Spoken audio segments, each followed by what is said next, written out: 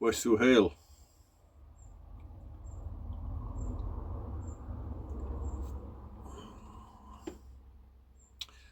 It's Wayman from the Ancestral Hall here in ᛗᚩᚾᚪᚋ᚞. You know the introduction by now. Folks, I can't have mead with you today. I'm on that many tablets, I just can't drink, so I'm on tea. Okay, welcome to the Mourner's Rag Post again, because I'm away from work at the moment with my current issues. I'm in no rush to try and prepare posts, so I've got my notes properly copied up and printed out for once. I may have to just change my my glasses over to my readers. Oh, I can't see you guys now, but I should be able to see the print. I will have to refer to my notes that I've wrote down. I don't want to lose track, you know what I'm like. Okay, divine ancestors, divine ancestral deities. That's the thread of this post for you today. I'll try not to bang on for too long about it. Okay, this is specifically about the Anglo-Saxon pantheon of deities, and I will specifically be concentrating on Woden, ᛗᚩᚾᚪᚋ᚞ and ᛗᚩᚾᚪᚋ᚞. Okay, as the three attested ancestral divine ancestors, deities if you like. What do I mean by divine ancestors? Because everybody's his ancestor, I get that, and everybody who passes on is his ancestor, becomes part of the ancestry, I get that. Okay, simply, it means that the three main deities that I'm going to mention today have more than one source of direct evidence, right? And all the other deities are taken more from indirect comparative mythologies to get any attestations. So we're talking about the three deities, Woden, ᛗᚩᚾ and ᛗᚾᚪᚋ᚞, that have got more than one source of evidence of Anglo-Saxon ancestry without needing the comparative. Okay, I've already mentioned Woden, ᛗᚩᚾ and ᛗᚾᚪᚋ᚞. These are three deities that are included in the sources, and we're going to look at each one in turn. Okay, and I'm going to start with my patron, aren't I? Woden. So, known in Old English as Woden, he is the chief god of Anglo-Saxon paganism, for want of a word. And Woden has associations to wisdom, to warcraft, to poetry, to love and to death, and to life, if you like, many different things. Woden's name is actually derived from the Proto-Germanic Wodenas, and the name conjures up all sorts of ideas, like the words like fury and inspiration, even possession. Okay, all these kind of things are associated to Woden. Woden is a direct cognate of the Old Norse name Odin, so the etymology of the words, they come from the same root word, and that shows a direct and shared link to Germanic origins across other insular religions and traditions. Okay, although direct textual attestation in Anglo-Saxon sources are sparse, to say the least. We don't have a lot, do we? But there's enough to place Woden at the top tier, due to his ecstatic knowledge and martial prowess, right? To be the chief god of the pantheon. There's much evidence of Woden's worship in Anglo-Saxon England, both in literary sources and in toponymic contexts. Okay, so that's the genealogy of the land. We'll come on to that in a minute. Okay, in literary terms, there's things like the Nine Herbs charm, where Woden is specifically performing a magic charm. Okay, using glory twigs and things. Okay, if you've not read it, get hold of it, read it. The Nine Herb charm, you can get it free online. You don't have to buy these things. You can just look them up. Someone will have done a paper on it somewhere, and it'll be a free PDF. Okay, but it also stands out, and is named in beads. Now hang on, Historia Stylistica Gentis algorithm. I've probably just absolutely minced that word because that's really hard to say today. Woden is named there in the royal genealogies going back a full 9 generations, okay, and he's positioned as an ancestral figurehead for several of the Anglo-Saxon royal dynasties, not just one, but most of them, to be fair. In the toponomic context, Woden's name appears in many places around the UK, as in things that are named after him in the landscape. So, for example, Wednesfield, Wodensfield in Staffordshire, Wednesbury again in Staffs, Woden's fortified place. Yeah, so things that are named after him. This is all realistic source evidence of a cult, if you want, of Odin in this country. And let us not forget that the day of the week Wednesday is named after Woden. It's Wodensdag, Woden's Day. Okay, so that's the evidence that Woden fits this divine ancestral line. Okay, so let's move on a little bit and let's have a look at ᚗᚩᚾ. Again, his name in Old English is ᚗᚩᚾ, Anglo-Saxon god of thunder.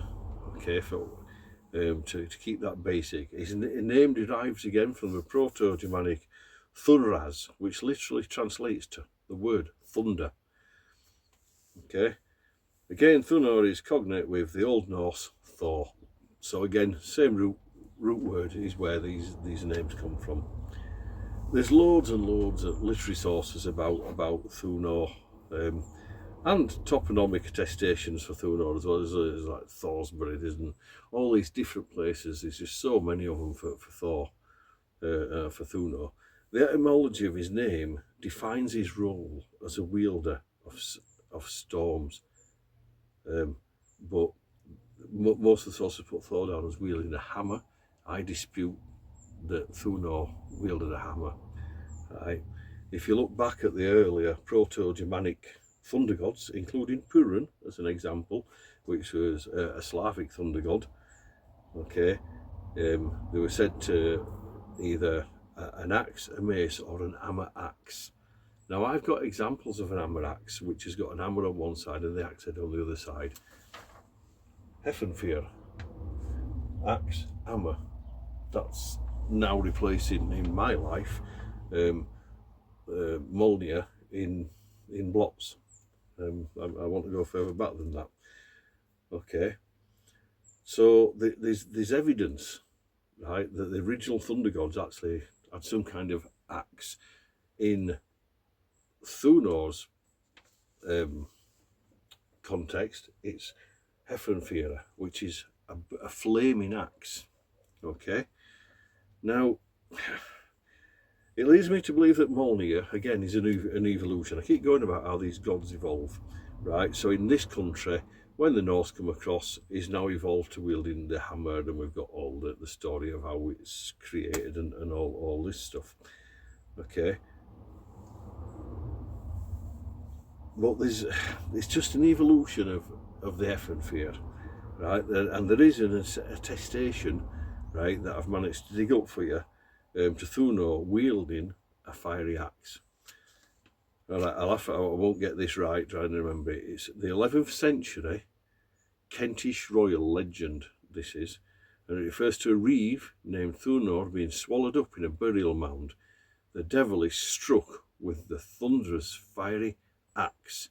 Now that sounds like a direct reference to me to ᚗᚩᚾ and a fiery axe. ᚗᚩᚾᚪᚋ.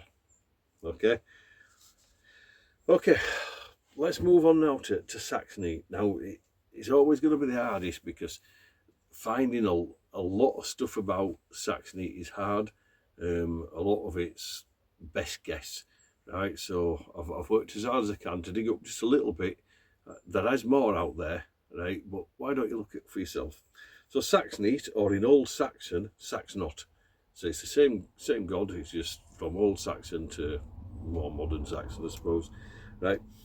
Is attested as a deity who's tied to the cultural identity of the Anglo-Saxon people, right?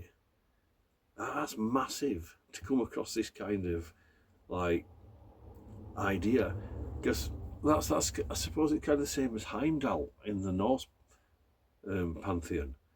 He's got the cultural identity of the people. We know he's not a beautiful black guy with a gold tooth. We know in the source that that's not what Heimdall was meant to look like, right? So we don't talk like the Marvel Heimdall, but again we're talking about this man who stands guard as a protector, and that's how I see ᚗᚩᚾᚪᚋ᚞ as he's a protector of the whole cultural identity of the people, not just like ᚗᚩᚾ might be a protector of the common folk.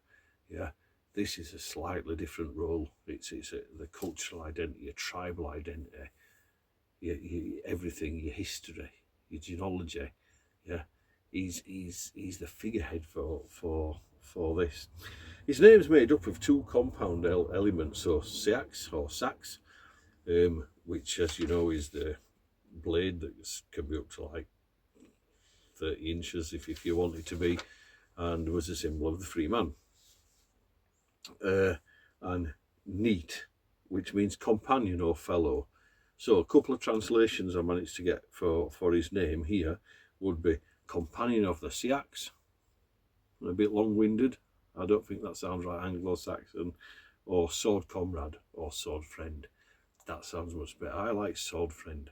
I think that's the first translation I ever came across for ᚗᚩᚾᚪᚋ as well.